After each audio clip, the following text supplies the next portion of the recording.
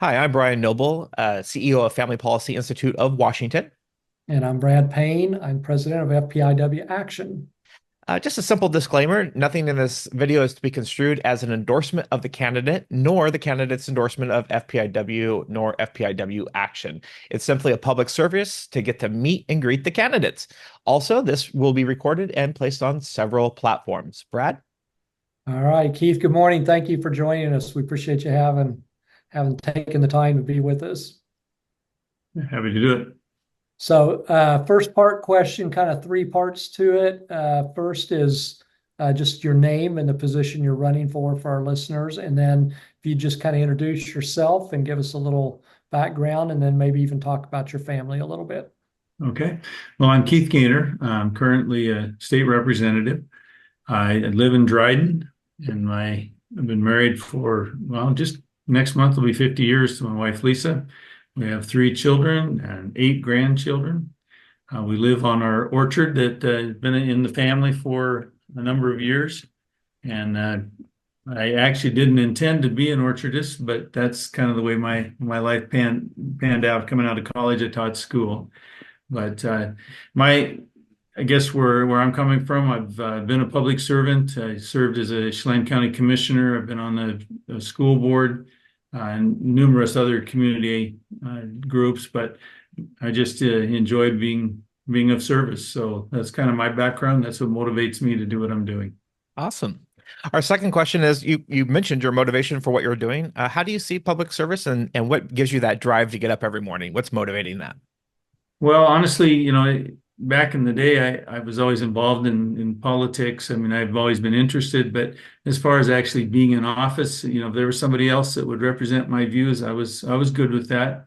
But I got to the point where, you realize that, if there isn't anyone standing up, then you need to. And that's unfortunately, I think so many people are willing to be critical about the process and the outcomes, but they're not as willing to get involved in the process. And so, I encourage people to really consider carefully. And honestly, it is somewhat of a calling too. You have to feel like that's really where you're being led. And I have felt that the way the doors have opened for me has clearly been the direction that I believe God's had for me. So that's why I'm doing what I'm doing. But it really is, out of a heart of service. I don't stand to gain anything from it. I haven't, I don't look to it as a stepping stone any place that I've been. It's just, you want to fill the role that you're running for at the time and do it well. And then whatever happens after that, it's kind of the way life unfolds. Very good. All right, Keith, my next question is, again, kind of two parts. One, legislatively speaking, are there one or two concerns that you have that are particularly important to you? And second of all, what would you hope to accomplish in office? Well, I wish there were only one or two things. But honestly, one of the reasons that I'm running is because I see a number of things. And I think you guys got about 18 things listed, and each of those 18 are of concern to me. What I've seen in public safety, particularly what we've seen in the last few years, it's been, appalling to me, the lack of respect that we have for people in authority that have been, given the responsibility to maintain law and order. And they're willing to put on a badge and be willing to be a target, for people. And unfortunately, people are more willing to make them targets. And I think a lot of that has to do with the fact that we don't, instill that personal accountability for your actions. And to me, that's something that, when you're a parent, you're raising your kids, you're going to say, you tell them that, you're responsible for what you do, and what you do does affect others.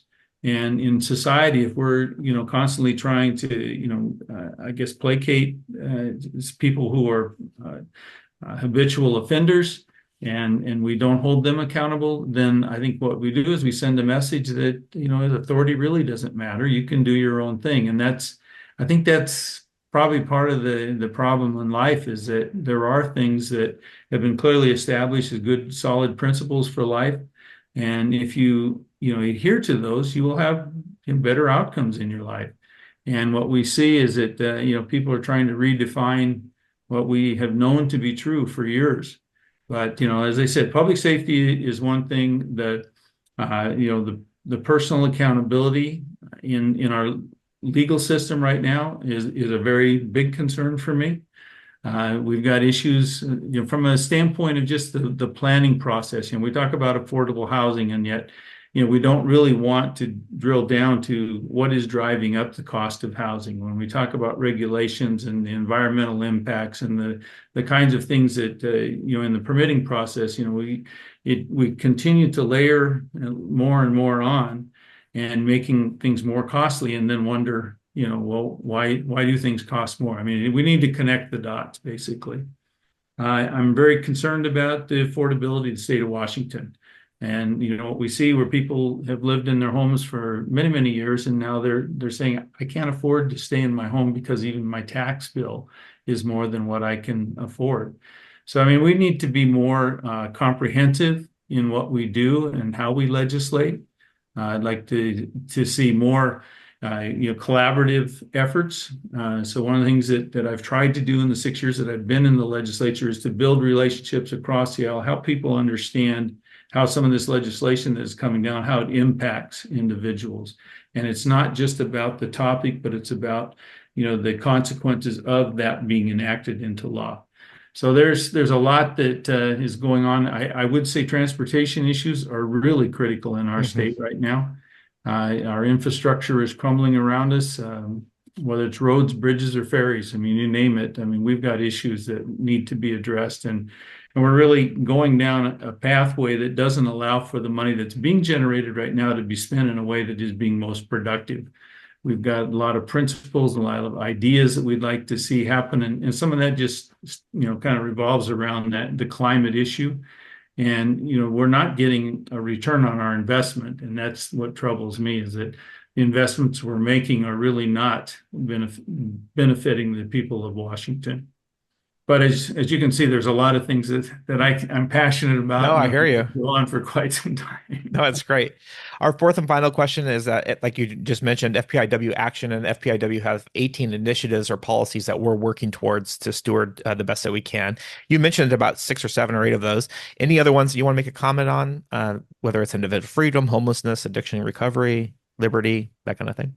I think, there's so many, as I mentioned, there are so many things that are going on, and more specifically, we've got an issue with energy. The state of Washington is really fortunate to have hydro, which is the most clean and abundant source of energy that we have.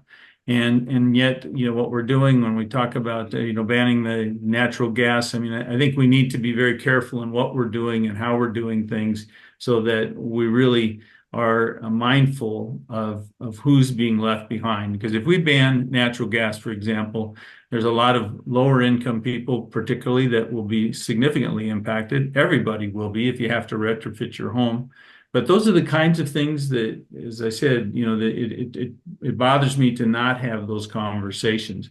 The individual freedoms that have been eroded is very troubling to me.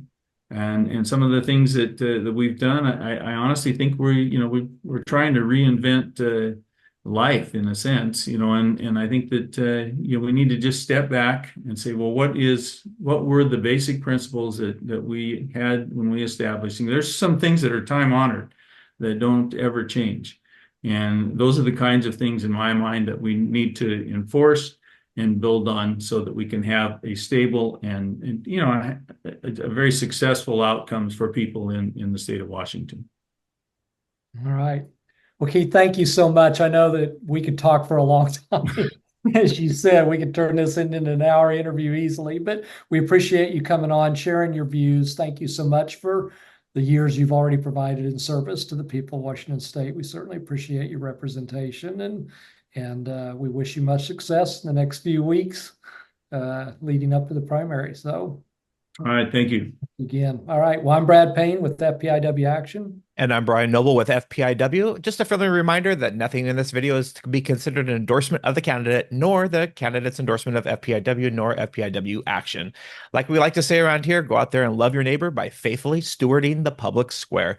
And if you're one of our FPIW defenders, defend and advance biblical values in the public square.